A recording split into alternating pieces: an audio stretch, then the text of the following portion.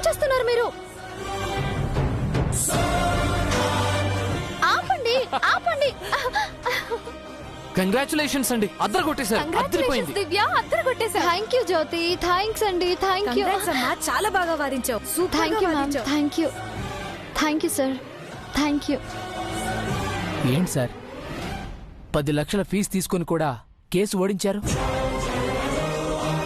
అయినా మీలాంటి పెద్ద లాయరు ఒక ముక్కు ముఖం తెలియని ఒక అనామకురాల చేతిలో ఓడిపోవడం ఏంటి సార్?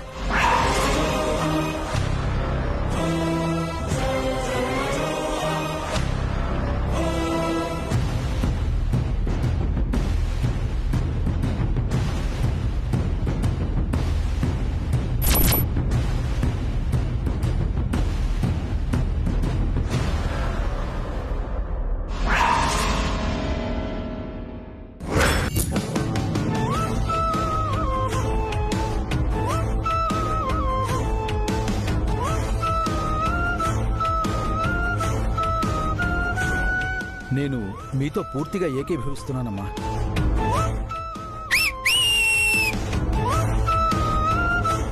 ఈ పాప మాత్రం తల్లితోనే ఉంటుంది.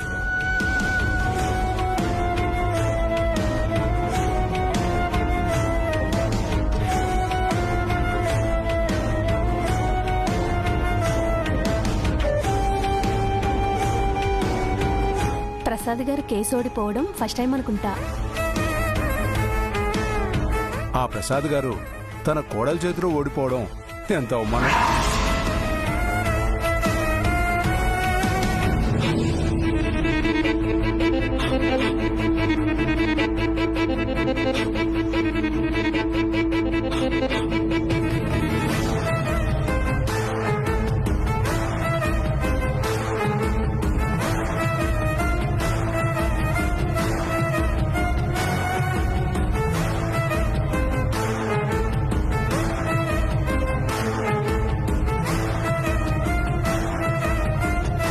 ఎక్కడ దివే, ఎక్కడ?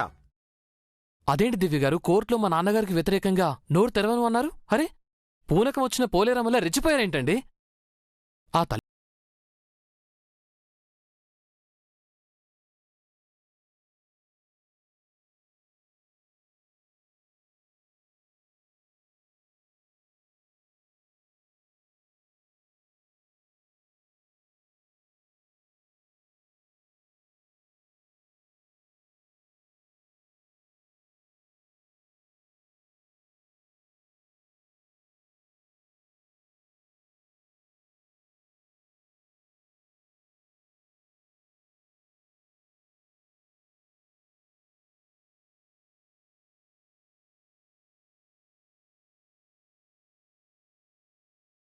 వస్తుంది, నేను గెలవగలను అనే నమ్మకం వస్తుంది. అలాంటి అమ్మ ఉండటం మీ అదృష్టం అండి. మీలాంటి అమ్మాయి నా భార్య అవటం నా అదృష్టం. మిమ్మల్ని చూస్తుంటే చాలా గర్వంగా ఉంది. మీరు ఇలా సపోర్ట్ ఇవ్వడం నాకు హ్యాపీగా ఉంది. పదండి వెళ్దాం. పదండి.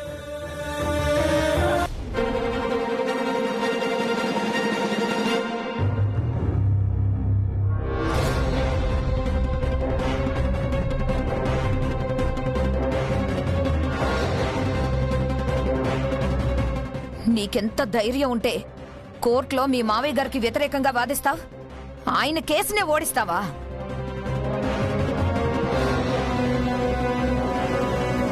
నువ్వు చేసేది ఏమి బాలేదమ్మాయి. నీ మీద నేను చాలా కోపంగా ఉన్నా. కేసు ఓడిపోతే ఎవరికైనా కోపం వస్తుంది. ఇట్స్ న్యాచురల్ నాన్నగారు. నోర్మోయ్, అసలు మీరు కోర్టుకి ఎందుకు వచ్చారు? కావాలనే రాలేదు, పిన్నే పంపించింది. ఎందుకు పంపించావు? అది కాదు ప్రసాద్, ఇందాక నా కాళ్ళు బెనికింది, నడవలేకపోయాను. మరి ఇప్పుడు మాత్రం ఎలా వచ్చారు పిన్ని?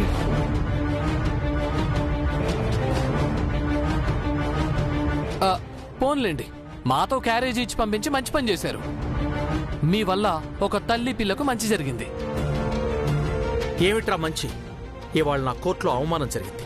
కోర్టులో లాయర్ల ముందు నా తల కొట్టేసినట్టయింది. ఇదంతా తన వల్లనే.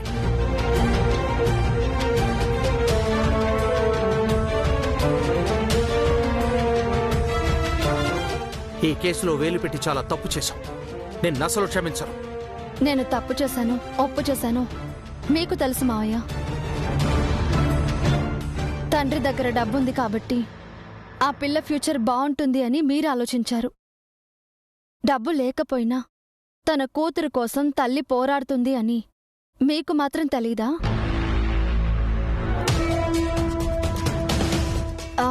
అయినా కూడా కాసేపు మీ మనస్సాక్షిని పక్కన పెట్టి బిడ్డ కోసం తల్లికి వ్యతిరేకంగా వాదించారు. అప్పుడు మనసులో మీరు బాధపడి కూడా ఉంటారు.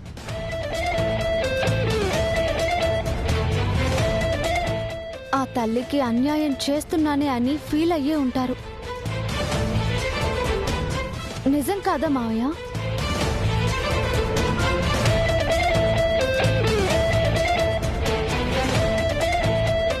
అలా ఎమోషనల్గా తీసుకోకూడదు. న్యాయం జరగటం ముఖ్యం. ఇప్పుడు న్యాయమేగా జరిగింది. కాకపోతే మీకు రావాల్సిన 10 లక్షలు పోయాయి అంతే. ఏంటండి మీరు? మావయ్య గారు డబ్బుల గురించి ఆలోచిస్తారా ఏంటి? న్యాయం గురించి ఆలోచిస్తారు.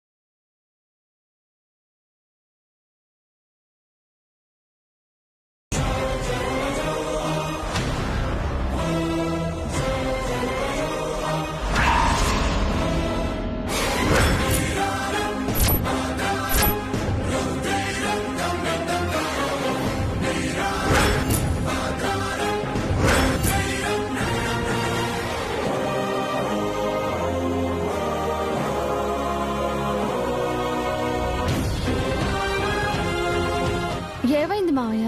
బుద్ధుందా నీకు? నువ్వు మనిషివేనా? శనివారం నాకు చికెన్ పెడతావా? శనివారం నేను నాన్ వెజ్ తిన్నానని తెలియదా నీకు?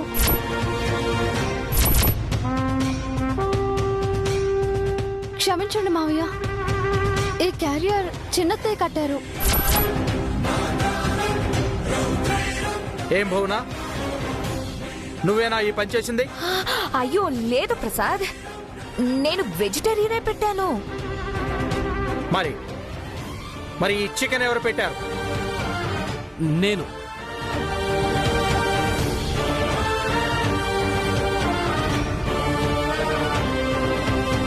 నువ్వా? నువ్వెందుకు పెట్టావురా? తినడానికి. ఓ అవును మావయ్య, చికెన్ ఆయన తినడానికి తెచ్చుకున్నారు. మీరు తినే వెజ్ కర్రీస్ కిందే ఉన్నాయి.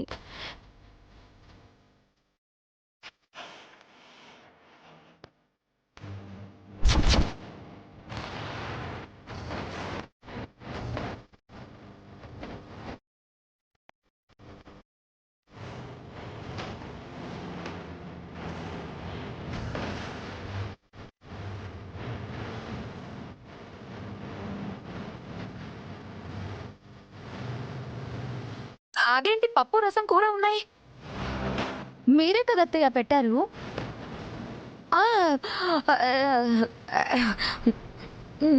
నేను ఇది ఏం పిన్ని, ఈ పప్పు రసం కాకుండా ఎగిరేది ఈదేది ఏమైనా పెట్టారా ఏంటి?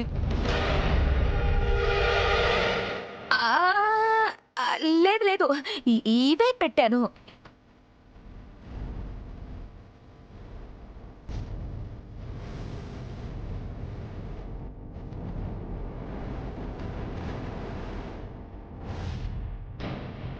ఇదేంటి, నేను నాన్ వెజ్ పెడితే వెజ్ కర్రీస్ ఎలా వచ్చాయి?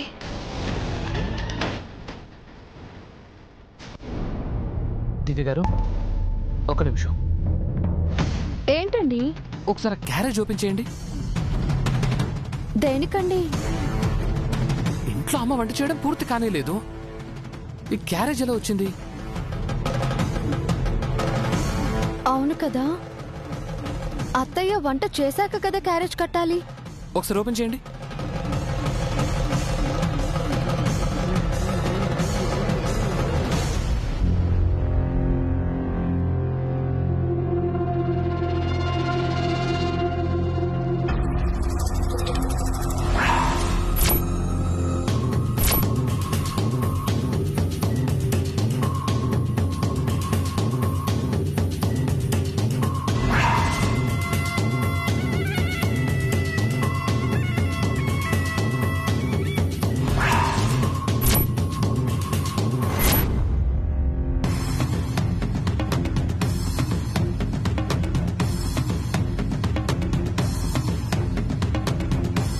ఎన్ని వెరైటీస్ చేశారేంటి? బయట నుంచి తప్పించారా? అంత అవసరం ఏంటి? మిమ్మల్ని తిట్టించాలిగా. నన్ను తిట్టించడానికా? ఎవరితోనండి? మా నాన్నతో. మావయ్య గారు నన్నెందుకు తిడతారు? నాన్న ఈ రోజు నాన్ వెజ్ తిన్నారు కాబట్టి. ప్రతి శనివారం ఆయన వెజ్ మాత్రమే తింటారు. ఇందాక పిన్ని కింద పడిపోయినట్టు, కాలు బెణికినట్టు ఓవర్ యాక్షన్ చేస్తున్నప్పుడు ఏదో ప్లాన్ చేశారని నాకు అర్థమైపోయింది. మీరు పిన్ని కాలుకి బామ్ అప్లై చేస్తుంటే పిన్ని దీపు నవ్వు కూడా నేను చూశాను.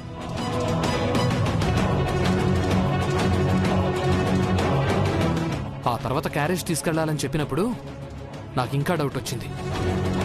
ఇప్పుడు కన్ఫర్మ్ అయింది.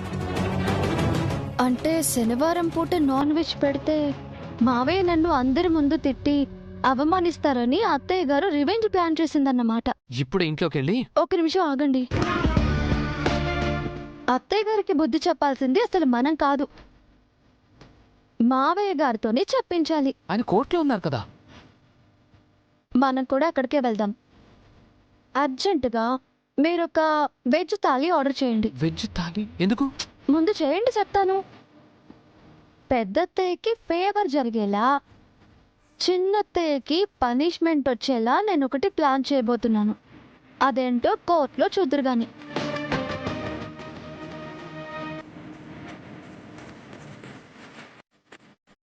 చేశానండి. Super plan.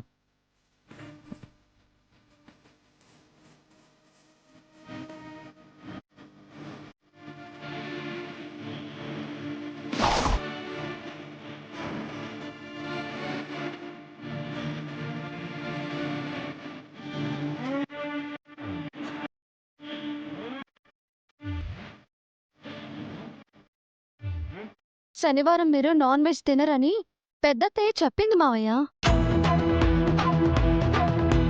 ఆయన కోసం ఆయన చికెన్ తెచ్చుకుంటే మీరేమో ఆవేశంలో చికెన్ అంతా నేలపాలు చేశారు.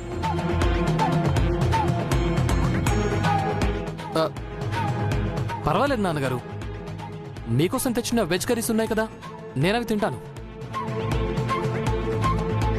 మీరు ఇవి తినండి. కూర్చోండి మావయ్య.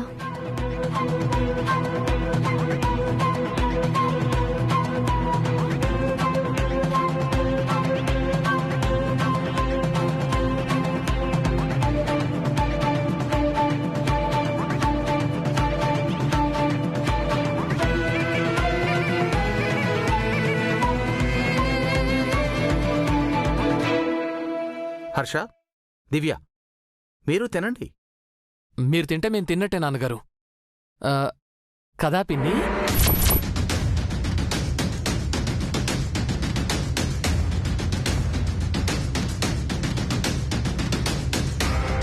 మావయ్య గారు, మీరేమనుకోకపోతే నాదొక చిన్న రిక్వెస్ట్. మళ్ళీ ఇదేం ఫిట్టింగ్ పెట్టబోతుందో. ఏంటమ్మా అది? అడుగు. శనివారం పూట మీరు నాన్ వెజ్ తినరు, అది మీ నియమం. అలాగే పెద్దత్తయ్య శుక్రవారం రోజు పూజలు చేస్తుంది. ఆ రోజు నాన్ వెజ్ ముట్టకూడదు అని పెద్దత్తయ్య మొక్కుకున్నారు. కానీ చిన్నత్తయ్య మీకోసం శుక్రవారం పూట పెద్దత్తయ్య చేత నాన్ వెజ్ వండిస్తున్నారు.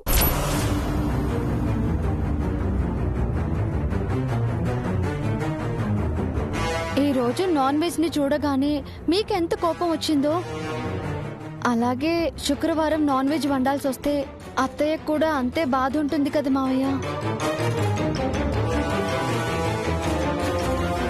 మీరెంత నిష్ఠగా ఉంటారో అత్తయ్య కూడా అలాగే నిష్ఠగా ఉండాలనుకుంటారు కదా.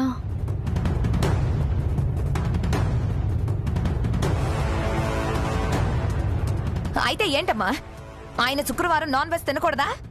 అంతా మీ ఇష్టమేనా? ఏది తినాలో ఏది తినకూడదో మీరే చెప్తారా? ఆవిడ తిండి మానేస్తే నీకేంటమ్మా నొప్పి? భువనా, నువ్వు ఆగు. దివ్య, నువ్వు చెప్పింది కూడా కరెక్టే అనిపిస్తుంది. ఇక నుంచి శుక్రవారం కూడా నేను నాన్ వెజ్ తిన్నా.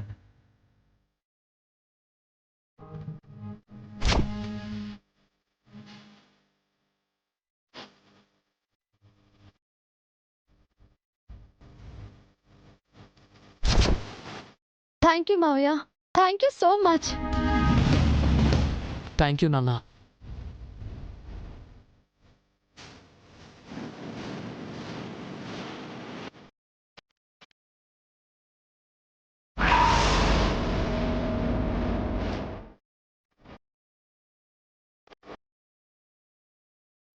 నా భోజనం అయింది, మీరు తినే.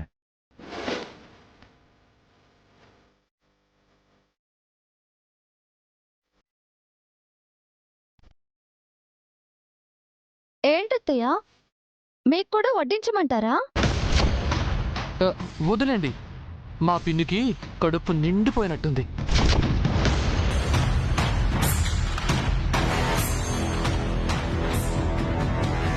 హుసే దివ్య, నేను పెట్టిన నాన్ వెజ్ని వెజ్గా మార్చి నన్నే ఏమారుస్తారా? మీ అత్తయ్యకు అనుకూలంగా ఆయన దగ్గర మాట తీసుకుంటారా?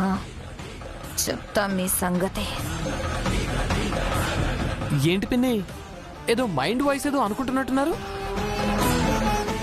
ఏముందండి, మావయ్య గారితో మనల్ని తిట్టించాలని పాపం కష్టపడి తప్పించిన నాన్ వెజ్ వంటలు ఏమయ్యాయో అని ఆలోచిస్తున్నారు. అంతేగా అత్తయ్య? సారీ పిన్ని, మీరు పెట్టిన నాన్ వెజ్కి ప్రాణాలు వచ్చి ఎగిరిపోయాయి. అందుకే పప్పు రసం తీసుకొచ్చాం. నేను నాన్ వెజ్ పెట్టడం ఏంటి? వెజ్ కర్రీసే పెట్టాను. అవునా అత్తయ్య? అత్తయ్య మంచిదే. మీరు చేసిన పని వల్ల మా అత్తయ్యకి మంచి జరిగింది. ఎనీవే, మీకు థ్యాంక్స్. మీరేం చేసినా మాకు మంచి జరుగుతోంది. కావాలంటే మీరు మళ్ళీ మళ్ళీ ప్రయత్నిస్తూ ఉండండి. ప్రయత్నించకుండా ఎలా ఉంటారండి? మా అత్తయ్య అంత ఈజీగా వదిలేయరు కదా. హేయ్, నా సంగతి ఇంకా మీకు తెలియదు. మీకే దివ్య గురించి తెలీదు. ఇందాక కోర్టులో ఏం చేసిందో చూశారు కదా. విజిల్స్, క్లాప్స్ తో కోర్టు దద్దరిల్లిపోయింది. ఇప్పుడు ఇంకో కేసు వస్తుంది. సేమ్ సీన్ మళ్ళీ రిపీట్ అవుతుంది.